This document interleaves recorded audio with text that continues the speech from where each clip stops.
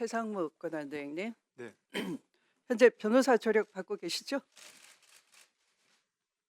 지금 이 순간이 아니라 시간이 가니까 빨리 답변하세요. 네. 네. 그 무슨 말씀인지 제가 이해를 잘 못했습니다. 아니 변호사의 조력을 받고 계시죠? 아니 헌법재판 그러니까 헌재에 내는 거는 기재부에 저희가 그 고문 변호사가 예, 아니요. 대답해 네, 주시기 바랍니다. 자, 대통령 지시 문건에 대해서 묻겠습니다.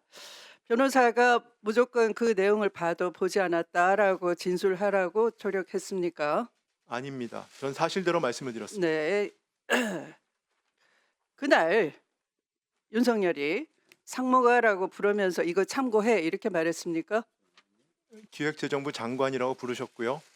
이름을 불렀다고 아니요, 하셨습니다. 기재부 장관이라고 불렀고요. 네. 제가 사실대로 말씀을 드리는 겁니다. 네, 대정부 네. 질문에서 12월 13일자 대통령이 제 이름을 부르시더니 참고하라고 하니까 옆에 누군가가 자료를 건네줬다 이렇게 말했습니다. 네, 그리고 그렇습니다. 그 말이 틀렸습니까? 아니요, 기재부 네. 장관 부르셨고요.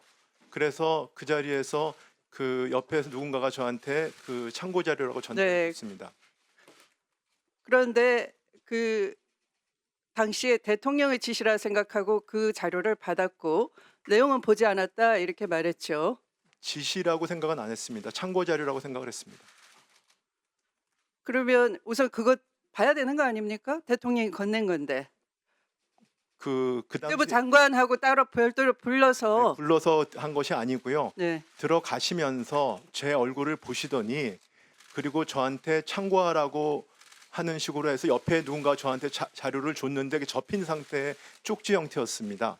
근데 그 당시는 그 계엄이라고 전혀 상상할 수 없는 그런 초현실적인 상황이었고 저는 그 당시에 외환시장이 열려 있기 때문에 자, 외환시장을 아니 길게 모니터링하느라고 아니 제가 예 아니요식으로 정신이 답변해 없었습니다. 주시기 바랍니다. 상황이 없었다는 네. 말씀을 드립니다. 네. 윤석열은 준 적도 없고 뉴스 보고 메모의 존재를 알았다 이렇게 주장하고 있는데요. 그런데 조태열 외교부 장관의 경우에는 그 지시 문건 받았다라고 명확하게 얘기하고 있는데 하필이면 권한대행 것만 뉴스 보고 알았다 하는 건 이상한 거 아닙니까? 굳이 그 내용을 부인하고 싶기 때문에 그렇게 주장하는 거 아닙니까?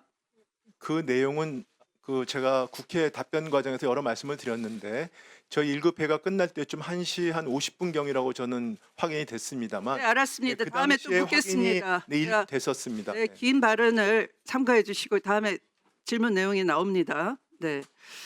이 지시 문건에 담긴 내용대로 비상입법기구가 국회를 강제 해산시키고 국회를 대체하는 기구라면 위헌적 기구가 아니겠습니까? 전 그 내용에 대해서 알지 못합니다. 지금은 어떻게 생각합니까? 그 내용에 대해서 제가 전혀 무슨 말인지 이해를 못하는 내용들이 아니 그 겹쳐져 후에 있습니다. 보셨으니까 언론 보고 네, 언론은 봤습니다. 네, 제가 그 그러면 내용에 대해서 지금 생각을 묻는 정확히 겁니다. 제가 내용을 이해를 못하기 때문에 말씀을 드릴 수가 없습니다. 지금 생각이 없으시군요. 네. 12.3 비상계엄이 위법이라는데 동의하십니까? 저는 그 잘못된 결정이라고 생각했고 그 자리에서도 반대를 했습니다. 강하게. 네. 만약 윤석열이 주장하는 대로 또는 김용현이 주장하는 대로 재경부 내에 둘 수 있는 관료 조직을 얘기하는 거다라고 한다면은 그것도 또한 긴급 재정 경제 명령은 국회 집회가 불가능한 경우에 한하여 열 수 있게 돼 있는데 당신은 국회가 열려 있었고 또 국회 당연히 보고 승인을 받아야 되는 것이라는 것쯤은 알고 계시죠? 권한대행께서는 서울법대를 나오셨으니까 헌법 정도는 익히 숙지하고 계시겠죠? 그런 절차는 알고 생각하고 있습니까?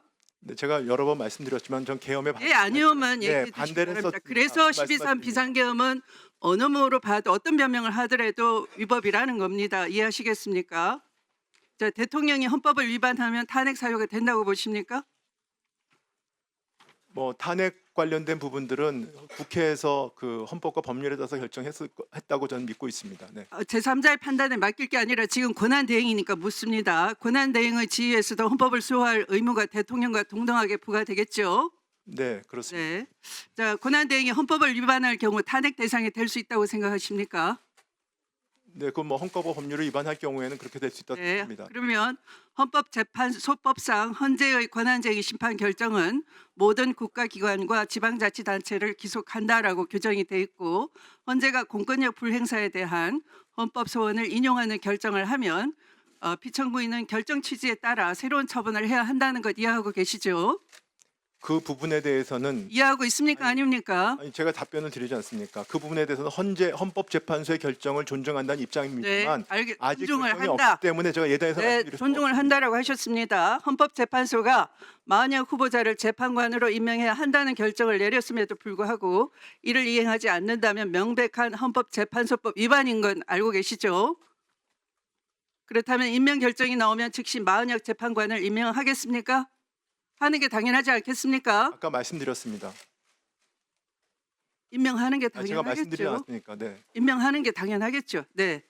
자, 그런데 왜 여야가 합의해서 헌법재판관 3인의 임명에 대한 합의한 공문이 있습니다. PPT 한번 봐주시죠. 권한대행께서는 합의가 이루어지지 않았다는 거짓된 주장으로 임명을 보류를 했습니다. 그리고 헌법재판소의 권한쟁의 심판에 대해서는 갑자기 변론 제기 요청을 하면서 의도적으로 시간 끌기를 했습니다. 이것은 문형배 이미선 재판관의 임기가 끝나는 4월까지 버티기 전략을 하고 있는 겁니까? 절대 아닙니다. 어차피 네. 중대한 결정이기 때문에 헌재에서 그 현명한 네, 결정을 하기 중대한 위해서 결정이기 때문에 한 번 더 제구를 쟁점에 했다면은 대해서는 충실하게 답변을 드리는 게 전 당연하다고 생각하고 네, 있습니다. 네.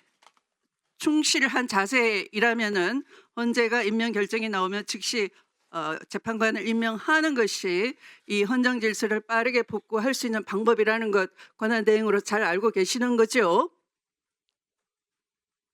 아까 답변 드렸습니다. 네. 자, 그러면 신문을 마치겠습니다. 네, 수고하셨습니다.